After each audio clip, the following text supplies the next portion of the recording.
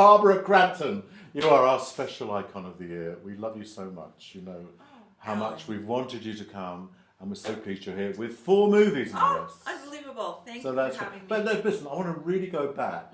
I mean, because the thing that really interested me about you is your all the carnival stuff. The fact that you were raised by your parents and you were travelling around. Is it like freaks? I'm actually a bearded lady in disguise.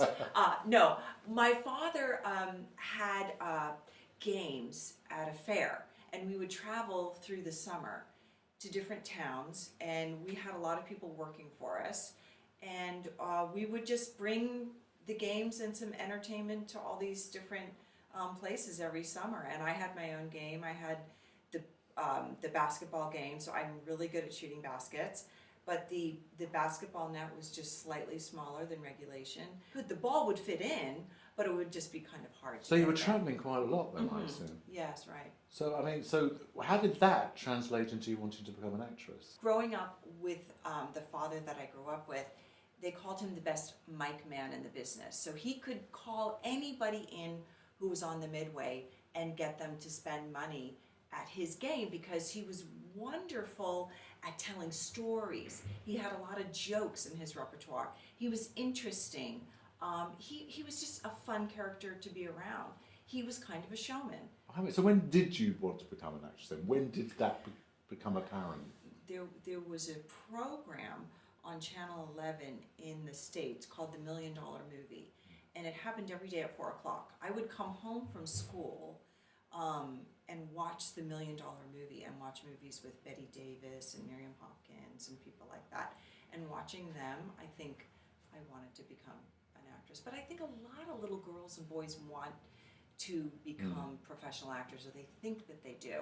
I just carried it on. I never kind of got swayed into doing anything else. It was really something that I was passionate about from the very beginning. So I went to school for theater and took classes in stagecraft and props, and I directed some shows in college. So it was just always something that I wanted to do, and I followed through with it. And how did that translate into your sort of like American soap opera career? I mean, did that pretty much come soon? My soap opera, the soap opera that I first did was Days of Our Lives. It was my very first audition when I arrived in Hollywood. So I think I have beginner's luck because I got the job. And that wasn't really something, that I said I want to do soap operas. I just, ended up in them because I got the job, in the soap opera, and then I continued on with it for maybe a year or so on that show, and then right after that I did some other movies, and I kept going back to the soap operas. Every time they asked me to be in one and have a regular part, I said yes, because I wanted to make some money. And so that plan seemed to work a little bit because I would work on a movie, then do a soap opera, then work on another movie, then do a soap opera. So where does the horror career come from then? How was that just complete sheer accident? Yeah, I think for Reanimator, Stuart Gordon had actually cast a different Meg originally, and then her mother read the script and said, "You can't do this. This is too horrific." Then they had another calling for this role. The other guys had their parts already. I just came in to meet them, and then I got the part. And I think really Stuart Gordon gave me my career. Did you have any idea that it was going to be the classic it turns out to be? God, no, of course not. No. When did you get that first inkling? Well, we got some really wonderful reviews, not the least of which was from Pauline Kael, who really loved the movie. Roger Ebert really loved the movie. So some of the top critics came out and said that they really loved it. But to be honest with you, the filmmakers liked it. Filmgoers who are really into it loved the movie. But I don't think it got its cult following until years later. And now we see the cumulative effect of it over 30 years. Because it isn't a mainstream movie, and it wasn't really made for the mainstream, and it was quite shocking in its day. And you became very quickly the go-to girl for sort of Charles Band. Was this, you thought, great, an alternative career, here I go? I was just lucky to be working, I think. Anytime anybody asked me to be in a movie, whether it was Charles Band or Stewart or anybody else, it's a blessing to keep working in Hollywood. That first horror wave career, sort of slowed down. You went back to soap operas. How did your next happen? What happened that sort of started your next wave? Well, Stuart Gordon was attending Fantastic Fest the year that I think Simon Barrett and Adam Wingard had A Horrible Way to Die there. And they were also showing Reanimator. And so Simon met Stuart and they got to talking, and he had already written You're Next, and he wanted really the mother or the father role to be some sort of horror movie person that people would know.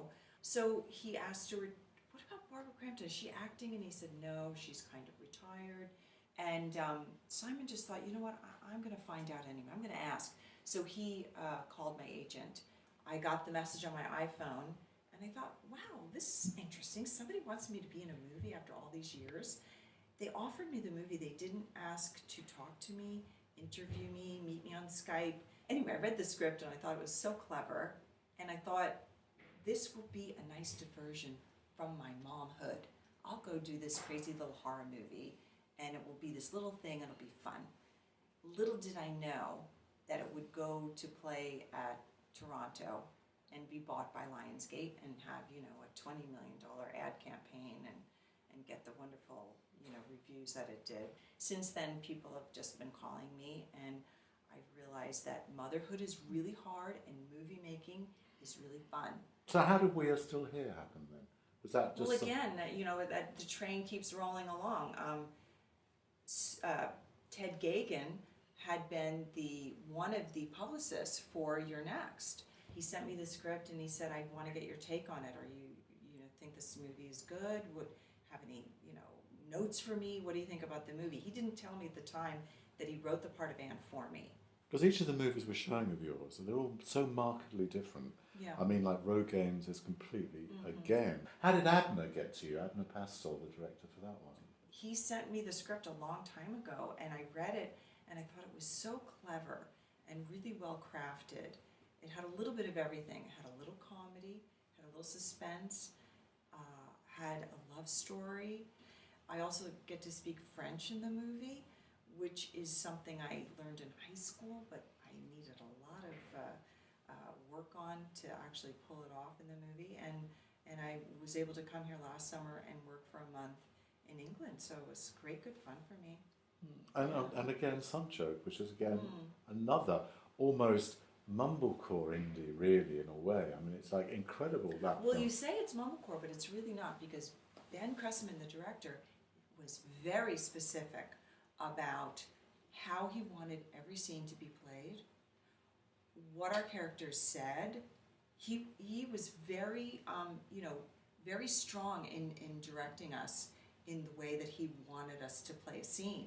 But the tone of the movie is so clear from beginning, middle to end, and Ben was very specific and exacting about exactly what he wanted from us. And now you're moving into producing, which is, Yes, again, another feather in your cap and what's going on. Yeah, well, I didn't mean to do it, but my great good friend Jackson Stewart, Who I love like crazy. We love Jackson. When he sent me the script, I thought it was wonderful and interesting and different. He put together most of the people who put the money in. He got the director of photography. He got the wardrobe girl. He put almost, I'd say 80% of the movie together. And really, at the last minute, he came to me and said, read this script. I need a little bit of money, and I want your help. And when I read the script, in about 5 minutes, I said, okay.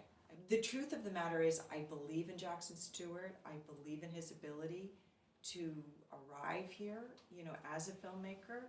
I'm just happy to support him because he's here and he's ready. He's arrived. So this is it. This is your life. I mean, Well, we'll see. I mean, yes. You live from day to day. From film to film. I'm going to leave here and go home and make a bologna sandwich for my kids, and then yes, hopefully I'll be doing a few more movies or maybe producing some other things. I have something else that's in development right now with somebody, another movie. So we'll see. It sounds like you found the perfect way of dealing with it. Screen queen one moment, happy housewife the next. I love it. Yeah, I'll take it.